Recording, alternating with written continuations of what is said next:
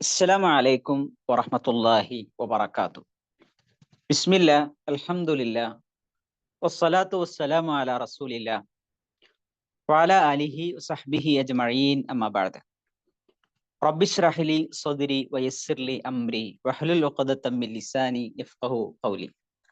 സ്നേഹമുള്ള അധ്യാപകരെ, അധ്യാപികമാരെ, ചരിത്രം ഫലപ്രദമായി പഠിപ്പിക്കാനുള്ള 3 മാർഗങ്ങൾ പലപ്പോഴും നമ്മുടെ മദ്രസകളിൽ വിശ്വാസം പോലെ, കർമ്മം പോലെ, സ്വഭാവം പോലെ നമ്മുടെ പഠിപ്പിക്കുന്ന വിഷയങ്ങളിൽ വരുന്ന ഒന്നാണ് ചരിത്രം എന്നുള്ളത്.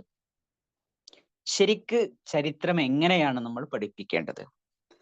ഏറ്റവും ഫലപ്രദമായി ചരിത്രം പഠിപ്പിക്കാനുള്ള 3 മാർഗങ്ങളാണ് ഇൻഷാ അല്ലാഹ് ഇന്നത്തെ വീഡിയോയിലൂടെ നമ്മൾ വിശദീകരിക്കുന്നത്. അതിൽ ഒന്നാമത്തത് സ്ഥിരപ്പെട്ട ചരിത്രമാണെന്ന് നാം ഉറപ്പുവരുത്തുക എന്നതാണ്.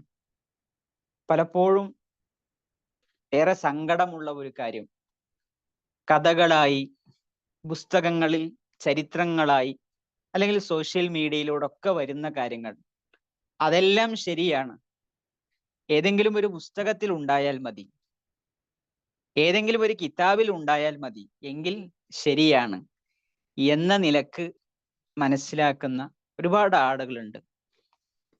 യഥാർത്ഥത്തിൽ നബി സല്ലല്ലാഹു അലൈഹി വസല്ലമയുടെ ചരിത്രം, മഹാന്മാരായ സഹാബികളുടെ ചരിത്രം, ആ ചരിത്രങ്ങളൊക്കെ സ്ഥിരപ്പെട്ട രീതിയിൽ തന്നെ വന്നതാണ് എന്ന് ഉറപ്പുവരുത്തിയിട്ട് മാത്രമാണ് അത്തരം ചരിത്രങ്ങൾ നമ്മൾ പഠിപ്പിക്കേണ്ടത്.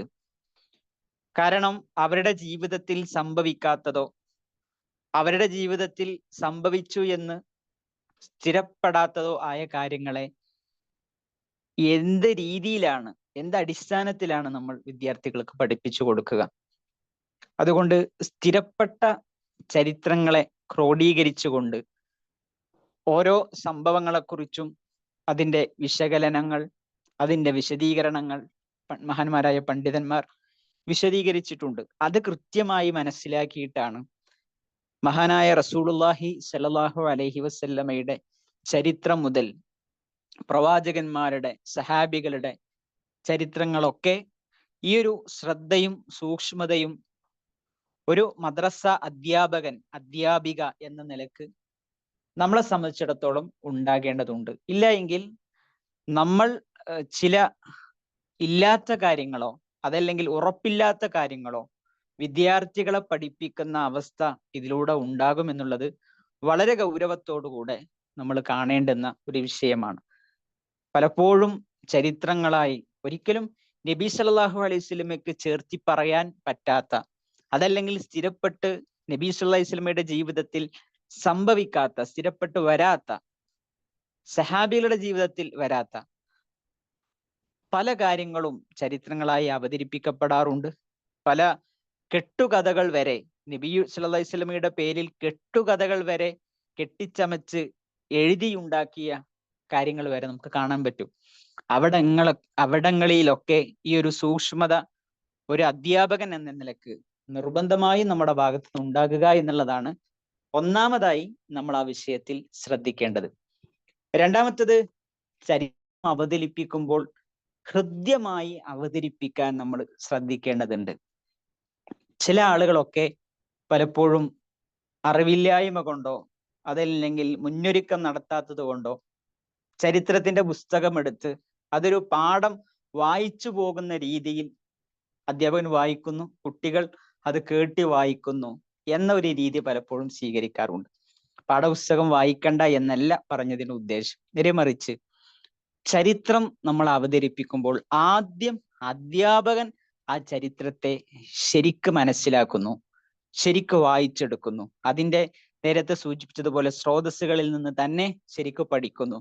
അതിനുശേഷം നമ്മുടെ മനസ്സിൽ അതിൻ്റെ ഒരു ഭാവന കൊണ്ടുവന്നുകൊണ്ട് തന്നെ അത് കുട്ടികൾക്ക് ഒരു നടന്നു പോകുന്ന രീതിയിൽ തന്നെ നമ്മൾ അവതരിപ്പിക്കുക എന്നുള്ളതാണ്. അഥവാ കുട്ടികളുടെ മനസ്സിൽ കൃത്യമായും ആ ചരിത്രത്തിന്റെ ഓരോ താളുകൾ, ഓരോ സംഭവങ്ങൾ വിശദീകരിക്കുമ്പോഴും അതവരുടെ മനസ്സിലേക്ക് കൊണ്ടുവരുന്ന രീതിയിൽ തന്നെ അവർക്ക് ഓർത്തെടുക്കാൻ പറ്റുന്ന, അവരുടെ മനസ്സിൽ തങ്ങി നിൽക്കുന്ന, അവർക്ക് ഹൃദ്യമായി ആ ചരിത്രം കേൾക്കുമ്പോൾ അതിൻ്റെ ഒരു ഫീലിങ്ങിലൂടെ കടന്നു പോകുന്ന രീതിയിൽ തന്നെ അവതരിപ്പിക്കാൻ എന്തെല്ലാം കാര്യങ്ങൾ നമ്മൾ ശ്രദ്ധിക്കണം.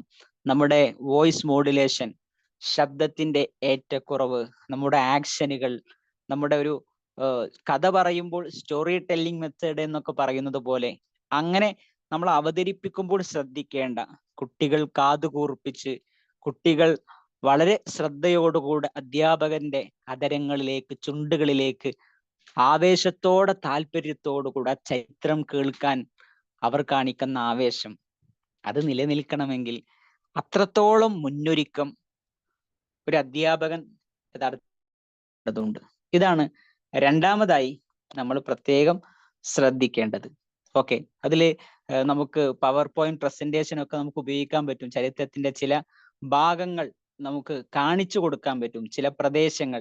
ഇപ്പൊ മക്കയെ കുറിച്ച് പറയുമ്പോൾ, അതല്ലെങ്കിൽ ഉഹുദ് യുദ്ധത്തെ കുറിച്ച് പറയുമ്പോൾ ആ ഉഹുദിന്റെ ഇന്നത്തെ പിക്ചറുകൾ നമുക്ക് ലഭ്യമാണ്, അതിന്റെ വീഡിയോസ് നമുക്ക് ലഭ്യമാണ്.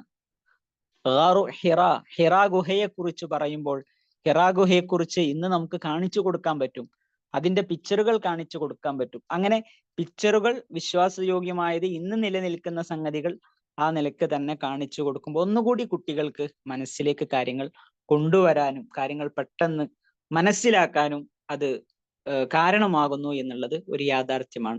ഇതാണ് രണ്ടാമതായി നമ്മൾ ആ വിഷയത്തിൽ ശ്രദ്ധിക്കേണ്ടത്. മൂന്നാമത്തത്, ചരിത്രത്തിൽ നിന്നുള്ള പാഠങ്ങൾ നമ്മൾ പഠിപ്പിച്ചു കൊടുക്കുക എന്നുള്ളതാണ്. ഒരു ചരിത്രം അവതരിപ്പിക്കുമ്പോൾ അതിന്റെ വിശ്വാസ്യത ഉറപ്പുവരുത്തി ഹൃദ്യമായി അവതരിപ്പിച്ചു കൊടുത്ത് ഒരു കഥ പറഞ്ഞു പോകുന്നത് പോലെ തീർത്തു പോകുക എന്നതല്ല, മറിച്ച് ഈ ചരിത്രത്തിൽ നിന്നും കുട്ടി മനസ്സിലാക്കേണ്ടത് എന്താണ്, ഈ ചരിത്രത്തിൽ നിന്നും കുട്ടി പഠിക്കേണ്ടത് എന്താണ്, ഈ ചരിത്രത്തിൽ നിന്നും കുട്ടിയുടെ ജീവിതത്തിലേക്ക് കുട്ടി പകർത്തേണ്ടത് എന്താണ്, അതാണ് നമ്മൾ പഠിപ്പിച്ചു കൊടുക്കേണ്ടത്. അതാണ് കുട്ടികൾക്ക് സാധാരണ ഒരു പുസ്തകത്തിൽ, ചരിത്ര പുസ്തകത്തിൽ കുട്ടികൾ വായിച്ചു പോകുമ്പോൾ ഒരു കഥ വായിച്ചു പോകുന്നത് പോലെ, ഒരു ചരിത്രം വായിച്ചു പോകുന്നത് പോലെ അത് തീർക്കുന്നതിന് പകരം ഇതിൽ ഞാൻ എന്താണ് മനസ്സിലാക്കേണ്ടത്, ഇതിൽ നിന്ന് എൻ്റെ ജീവിതത്തിലേക്ക് ഞാൻ പകർത്തേണ്ടത് എന്താണ്. ഓരോ ചരിത്രം പറയുമ്പോഴും ആ ചരിത്രത്തിൽ നിന്നുള്ള ഇത്ര പാഠങ്ങൾ, ഒന്നാമത്തെ പാഠം ഇതാണ്, രണ്ടാമത്തെ പാഠം ഇതാണ്, ഈ ചരിത്രം നമുക്ക് ലഭിക്കുന്നൊക്കെയാണ്.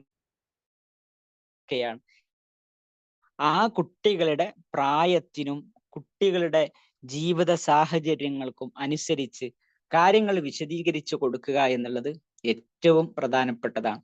തീർച്ചയായും അങ്ങനെ വിശദീകരിക്കുമ്പോൾ അവരുടെ ജീവിതത്തിൽ അത് ഉൾക്കൊള്ളാനും ആ പാഠങ്ങളെ ജീവിതത്തിന്റെ ഭാഗമാക്കാനും അവർക്ക് സാധിക്കുമെന്നുള്ളതാണ്. കാരണം നമ്മൾ ഏതെങ്കിലും ഒരു നോവൽ വായിച്ച് തീർക്കുക, ഒരു കഥ പറഞ്ഞു പോകുക എന്നതല്ലല്ലോ ചരിത്രം പഠിപ്പിക്കുന്നതിലൂടെ, വിശേഷിച്ചും ഇസ്ലാമിക ചരിത്രം പഠിപ്പിക്കുന്നതിലൂടെ നമ്മൾ ഉദ്ദേശിക്കുന്നത്. മറിച്ച് കുട്ടിയുടെ ജീവിതത്തിൽ മാറ്റം ഉണ്ടാകണം, കുട്ടിക്ക് ഇതുകൊണ്ട് ഗുണമുണ്ടാകണം.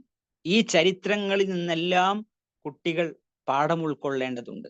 പാഠം ഉൾക്കൊള്ളുമ്പോൾ മാത്രമാണ് കുട്ടിക്ക് അത് ഉൾക്കൊണ്ട് ജീവിക്കാൻ സാധിക്കുകയുള്ളൂ. വിശുദ്ധ ഖുർആൻ അതുകൊണ്ടാണ് ഒരുപാട് ചരിത്രങ്ങളെ, ആ ചരിത്രങ്ങൾ വിശദീകരിച്ച ശേഷം ഖുർആൻ പ്രത്യേകം പറയാറുണ്ട്, ഇതിൽ ബുദ്ധിയുള്ളവർക്ക് ഗുണപാഠങ്ങളുണ്ട്. ആ ഗുണപാഠങ്ങളെ ഒരുപക്ഷെ കുട്ടികൾ എന്ന നിലക്ക് അവർക്ക് അതിൽ നിന്ന് അടർത്തിയെടുക്കുക എന്നുള്ളത്, അതിൽ നിന്ന് കൃത്യമായി മനസ്സിലാക്കിയെടുക്കുക എന്നുള്ളത് കുട്ടികൾക്ക് സാധിച്ചു കൊള്ളണമെന്നില്ല. അവിടെയാണ് ഒരു അധ്യാപകന്റെ, ഒരു മദ്രസ അധ്യാപകന്റെ റോള് കടന്നു വരുന്നത്. ആ അധ്യാപകൻ അത് കുട്ടികളുടെ പ്രായമനുസരിച്ച് ഇന്ന ഇന്ന പാഠങ്ങളാണ് ഈ ചരിത്രത്തിൽ നിന്ന് നമ്മൾ മനസ്സിലാക്കേണ്ടത്.